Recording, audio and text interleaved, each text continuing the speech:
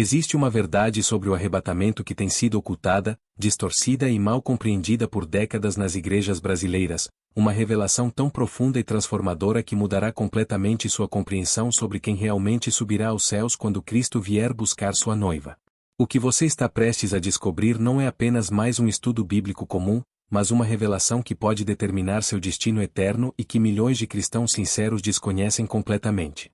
Enquanto assistimos juntos essa revelação impactante, peço que você já deixe seu amém nos comentários e se junte a essa comunidade de buscadores da verdade, clicando no botão de inscrição, porque o que compartilharei hoje pode ser a diferença entre estar preparado ou ser deixado para trás quando a trombeta soar.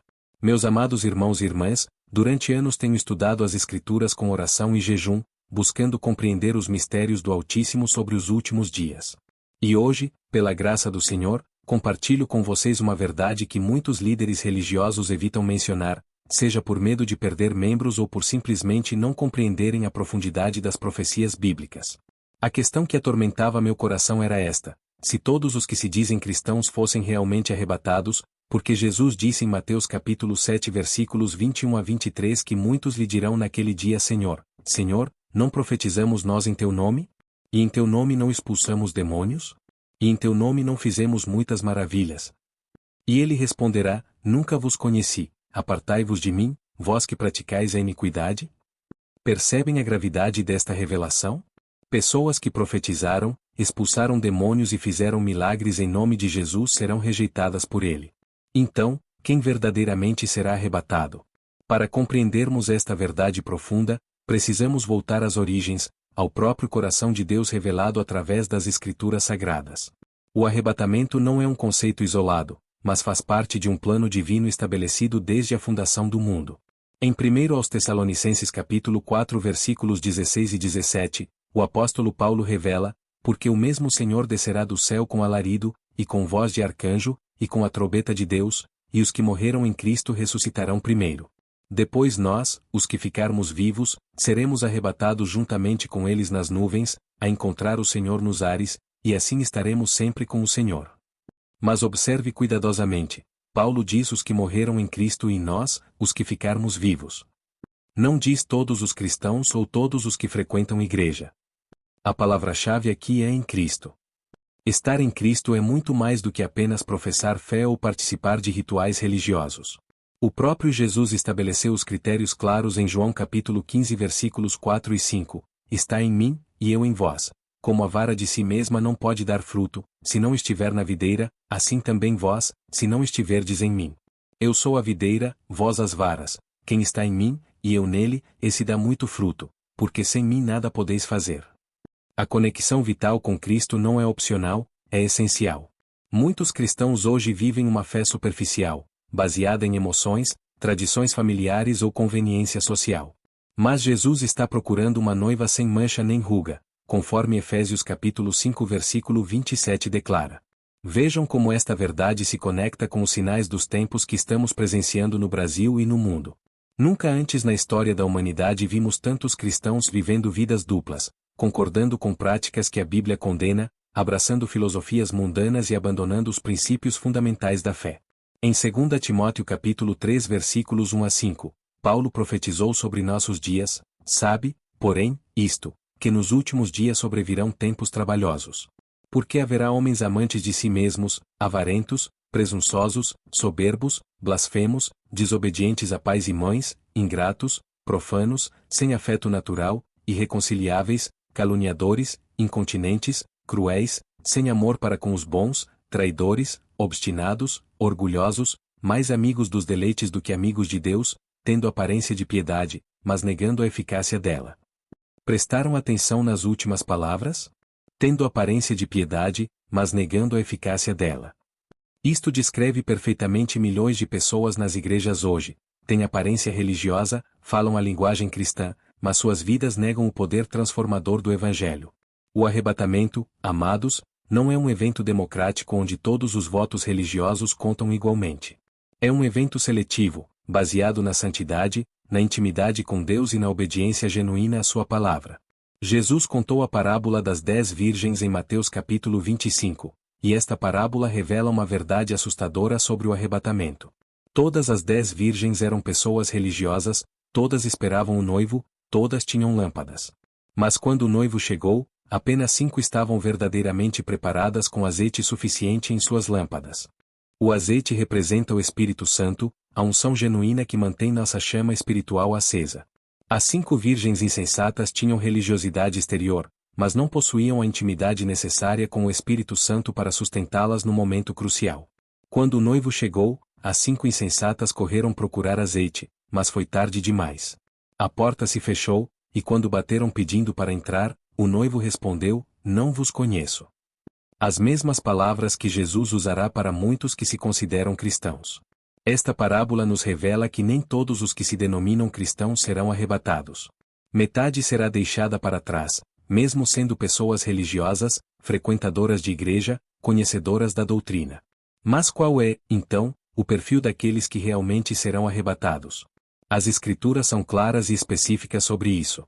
Primeiro, serão arrebatados aqueles que vivem em santidade prática. Em Hebreus capítulo 12 versículo 14 está escrito: "Segui a paz com todos, e a santificação, sem a qual ninguém verá o Senhor." Não diz alguns verão ou talvez vejam, mas categoricamente afirma que sem santificação ninguém verá o Senhor. A santidade não é perfeccionismo legalista, mas é um coração que odeia o pecado e busca constantemente agradar a Deus em todas as áreas da vida. É alguém que, quando peca, imediatamente se arrepende e se afasta do erro, não quem justifica o pecado ou vive em pecado habitual. Segundo, serão arrebatados aqueles que realmente nasceram de novo. Jesus foi categórico com Nicodemos em João capítulo 3 versículo 3. Na verdade te digo que aquele que não nascer de novo, não pode ver o reino de Deus." Muitos pensam que nasceram de novo porque fizeram uma oração, foram batizados ou participam da igreja, mas o novo nascimento é uma transformação espiritual profunda que produz frutos visíveis. Em 2 aos Coríntios capítulo 5 versículo 17, Paulo declara: "Assim que, se alguém está em Cristo, nova criatura é, as coisas velhas já passaram, eis que tudo se fez novo." Se sua vida não foi radicalmente transformada, se você continua com os mesmos hábitos, vícios e comportamentos de antes da conversão, é questionável se realmente nasceu de novo. Terceiro, serão arrebatados aqueles que amam a vinda de Jesus. Em 2 Timóteo capítulo 4 versículo 8, Paulo fala sobre a coroa da justiça, a qual o Senhor, justo juiz, me dará naquele dia, e não somente a mim, mas também a todos os que amarem a sua vinda. Amar a vinda de Jesus significa viver em constante expectativa, preparação e purificação. Não é ter medo de sua vinda, mas ansiá-la como a realização de nossa maior esperança. Muitos cristãos, quando ouvem sobre a volta de Cristo, sentem ansiedade ou medo porque sabem que suas vidas não estão alinhadas com a vontade divina. Quarto, serão arrebatados aqueles que perseveram até o fim. Jesus disse em Mateus capítulo 24 versículo 13, "Mas aquele que perseverar até o fim será salvo." A fé genuína não é um momento de decisão, mas uma vida de perseverança através de tribulações, tentações e desafios. Muitos começam bem na vida cristã, mas ao longo do tempo se esfriam, se conformam com o mundo, abandonam a oração, negligenciam a leitura da palavra e gradualmente se afastam de Deus. Estes não estarão preparados para o arrebatamento. Agora, observe como esses princípios se aplicam aos nossos dias aqui no Brasil. Estamos vendo o cumprimento profético diante de nossos olhos.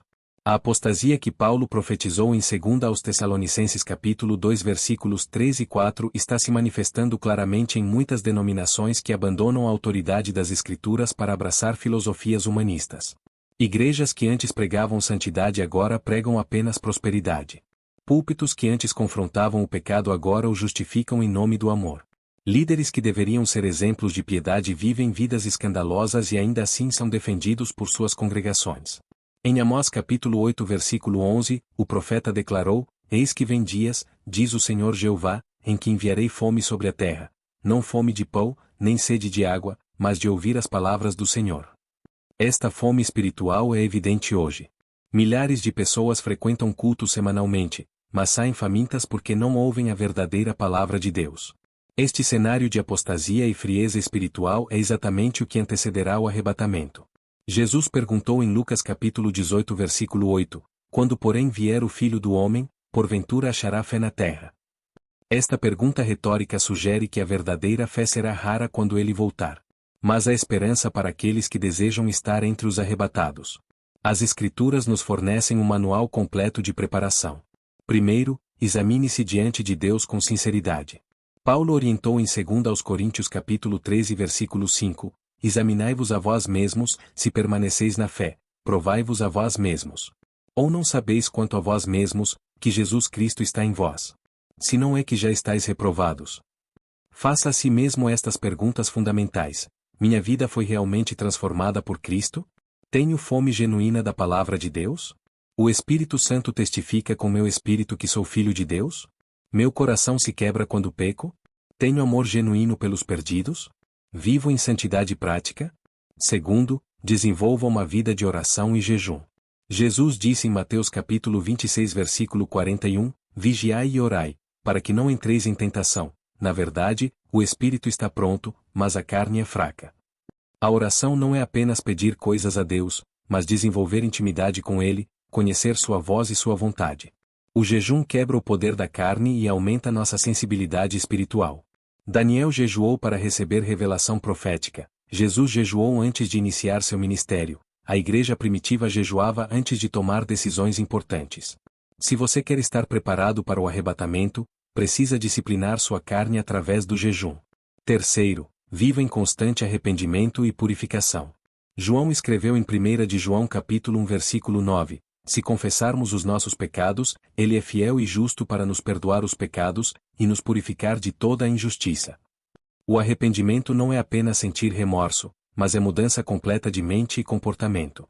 Quarto, cultive amor genuíno pelas almas perdidas. Jesus disse em Marcos capítulo 16 versículo 15, ide por todo o mundo, pregai o evangelho a toda criatura. Se você realmente compreende a magnitude da salvação e a realidade do inferno, não conseguirá ficar indiferente à condição espiritual das pessoas ao seu redor. Quinto, mantenha-se separado do sistema mundano.